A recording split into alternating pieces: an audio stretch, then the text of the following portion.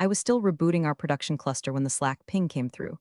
Can you check why billing API is erroring out? That was message hash 74 for the day. I hadn't slept in 2 nights. My eyes were fried, throat dry from vending machine coffee, and I was sweating through my company hoodie like it was the final round of Survivor. Infrastructure Edition.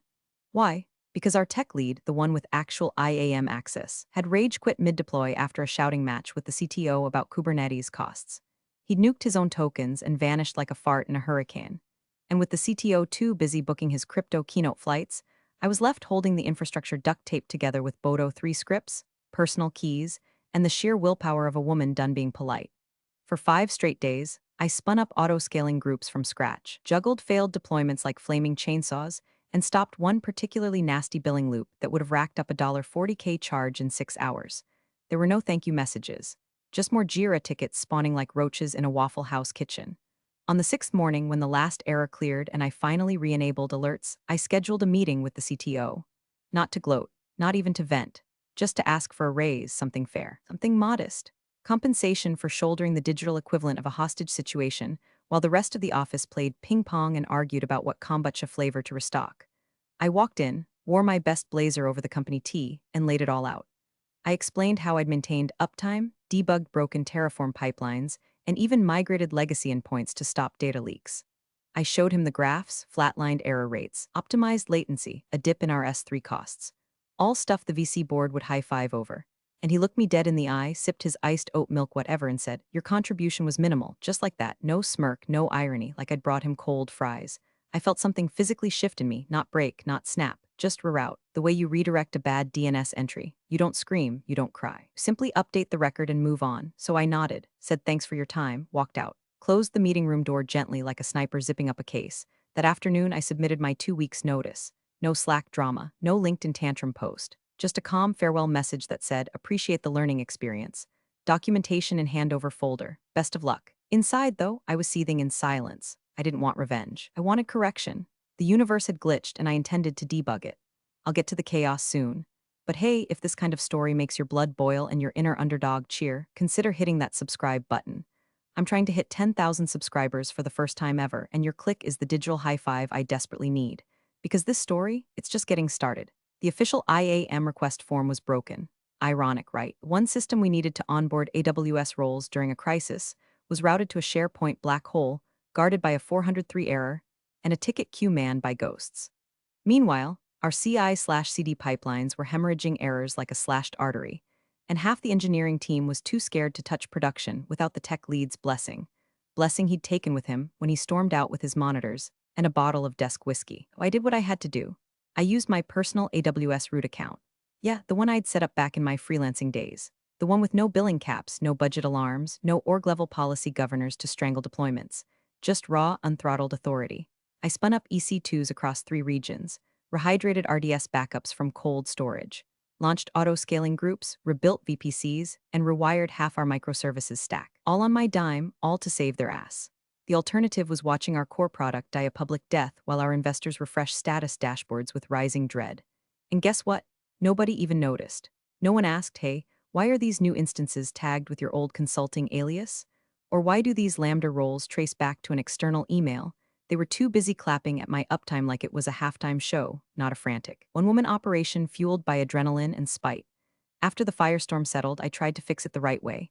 Filed the paperwork, sent the emails. Hi, just a heads up, infrastructure is still temporarily running under a personal AWS account. Please assign new org credentials ASAP so I can migrate ownership. No reply, so I followed up. Added screenshots, tagged 2 senior engineers, I even looped in legal. Crickets. On day 4 post-crisis, I opened a security ticket with explicit language. Root key exposure. Financial liability. Recommending credential rotation within 72 hours. The ticket was marked low priority and closed by someone who spelled my name wrong in the reply.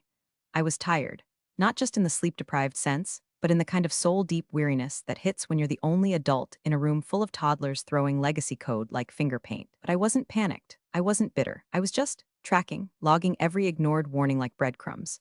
In my final week, I prepared the handover doc like a love letter from a jilted ex.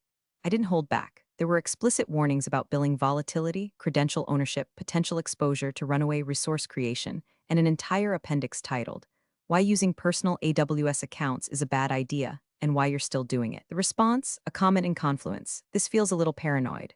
Paranoid. Not thank you, not duly noted, not even will review. Just a digital shrug from a CTO who thought cloud cost caps were optional and documentation was something interns did to look busy. By that point, I'd stopped hoping for recognition.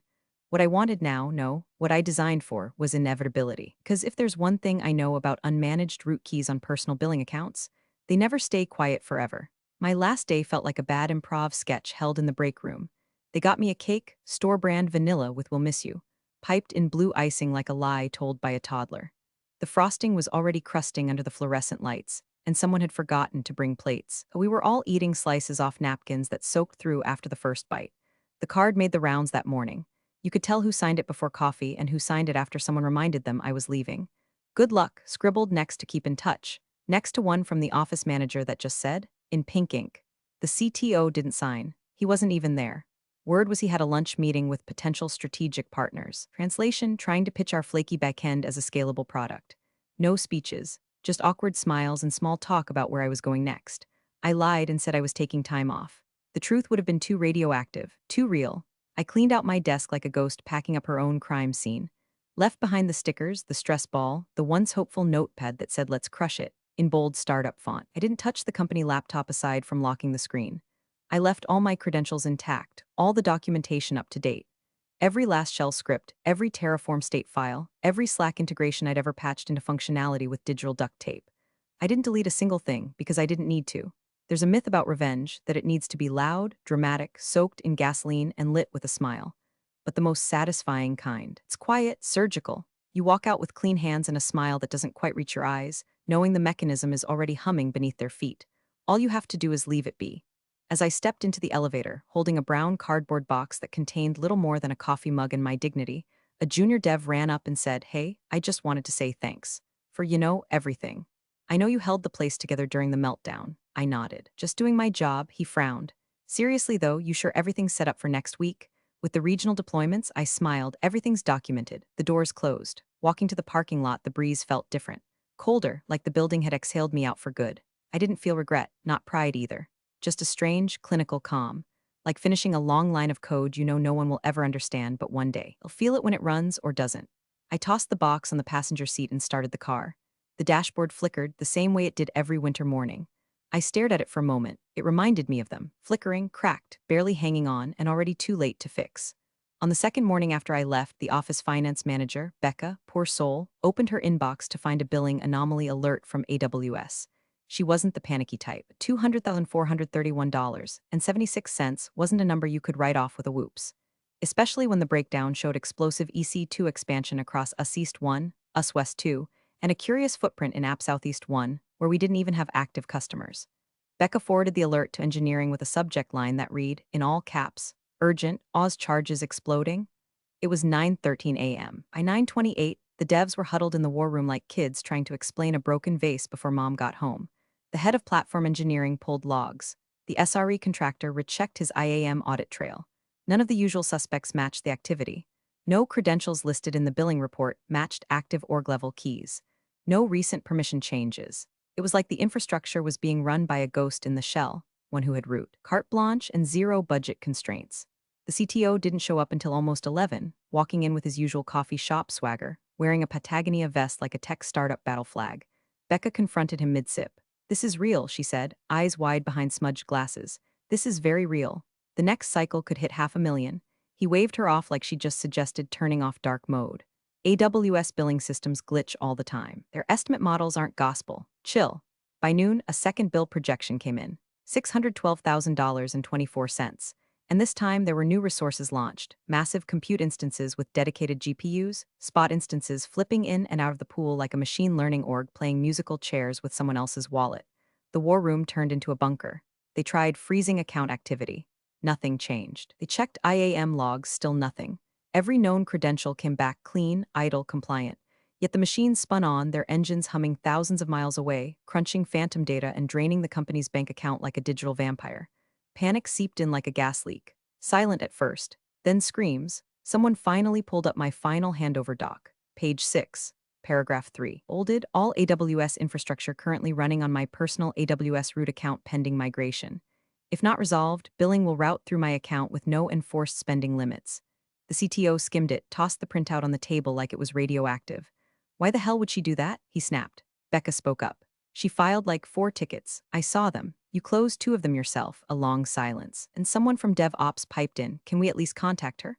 The CTO turned red, then pale, then a weird shade of clam chowder. He grabbed his phone. No, we fixed this ourselves. We're not paying her a dime. That was when the third billing alert came in. The predicted spend? North of $1.2 million. They didn't say it out loud, but the fear finally surfaced. They were locked out of their own infrastructure. And the only person with the keys, already halfway through onboarding at their biggest competitor. By the end of day 3, the office had turned into a pressure cooker of blame, desperation, and slowly unraveling facades. You could feel it in the air, like burnt plastic and old coffee grounds. Slack channels were exploding with threads marked "Fire, Urgent Fire," and every meeting turned into a hostage negotiation with whiteboards. The infrastructure team, who were used to quietly rebuilding what the CTO broke, threw finance under the bus. Why didn't you escalate the budget breach? They barked. Finance fired back. We flagged it. She wrote the doc. She warned you. You signed off. Security pointed fingers at both. This wouldn't have happened if engineering followed credential lifecycle policy. You guys let root keys exist in prod. What is this, 2011? Then the CTO, with sweat beading under his perfect fade, finally stepped up by throwing everyone under the largest, fastest-moving bus in the tech highway. This is the result of rogue configurations, he said in a hastily scheduled all-hands. Unauthorized infrastructure decisions made without proper oversight. Unauthorized, like hell. The word hit harder than he expected. Because someone, a junior dev, bless his anxious heart, dug up the emails I'd sent, the ticket logs, the Slack threads, all time-stamped. All polite, professional, increasingly urgent. Paper trail was as clean as my final commit history. She told them, over and over, in writing, but instead of admitting failure, they twisted it. She deliberately used personal keys. She wanted control. She left us exposed. This feels intentional. Sabotage, that's the narrative the CTO clung to like a deflated life vest. Not ignored warnings. Not systemic incompetence. Just a tidy little scapegoat story he could spin for the board, assuming the board didn't already know how deep the disaster ran. Legal got looped in. HR pretended not to be involved. Meanwhile, engineers tried every trick they knew, revoking access, cross-account role assumption, even spinning up temporary credentials to forcibly detach resources. Nothing worked, because those instances, those databases, that load balancer cluster routing all their customer data, they weren't connected to their org. They were running on mine. My root key, my billing account, my regions, my IAM rules. The machines obeyed no command but mine, and I hadn't given one since I walked out with a slice of stale vanilla cake. At one point, they tried tearing everything down manually. But AWS isn't a pet project you can just unplug. Every region had dependency chains like a hydra. Kill one head, 3 more spawned.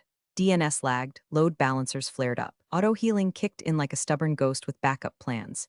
And no one, not one single person left, knew the full architecture. Because I hadn't built it for them. I'd built it to work, and now, it was working exactly as designed, just not for them.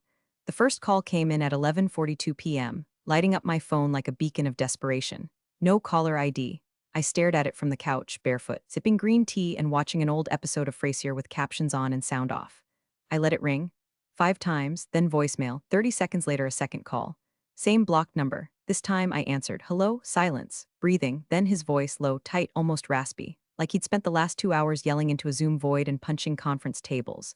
It's me, he said. Look, I wanted to talk, just us. I didn't respond. He cleared his throat. I think there's been a misunderstanding. We're seeing some unexpected AWS activity that seems to trace back to your previous configuration.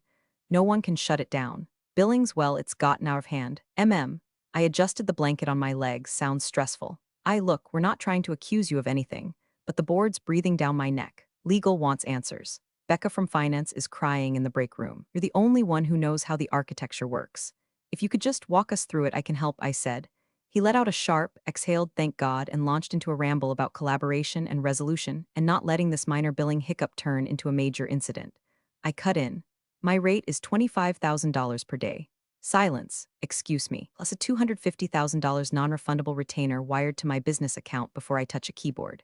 You've got to be joking. You called me, at midnight on a weekend, with a $1.7 million fire you can't put out because you ignored a year's worth of warnings. So no, I'm not joking. He started to sputter. We were not a Fortune 500 company, okay? That's an insane number. Then I guess you better start selling off monitors. You've got, what, 70 engineers?